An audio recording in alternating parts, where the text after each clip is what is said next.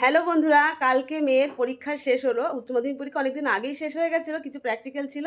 তার জন্য এতটা দিন পুরো ১ মাস হয়ে গেছে। ১ মাস পরে পরীক্ষা শেষ হলো।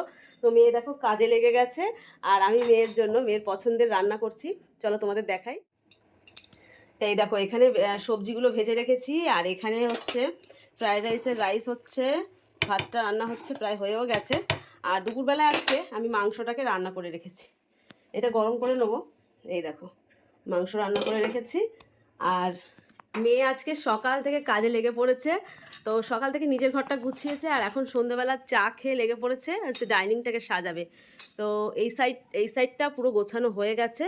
আর এখন ওর দাদা যে ট্রফিগুলো পেয়েছে খেলায় সেগুলোকে ভালো করে মুছে রাখছে, কারণ প্রচণ্ড পরিমাণে ধুলো হয়ে যায়। যতটা মোছার ততটা মোছ। কি ফেলে দিচ্ছিস? এই যে ক্রাউন, তারপরে এইটা, তারপরে হ্যাপি বার্থডে ক্যাপ। কি করব? যদি ভালো থাকে তাহলে ফেলার দরকার নেই, এক কোণার মধ্যে রেখে দে। তো চলো তোমাদের দেখাই মেয়ের ঘরটা। এটা সকালের দিকেই গুছিয়ে নিয়েছে, ওর ঘর ওই গোছায়।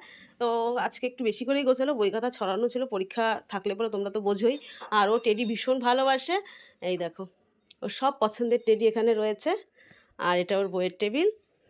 আর তোমাদের তো দেখিয়েছিলাম একদিন ব্লগে, এটা ও নিজে হাতেই বানিয়েছে।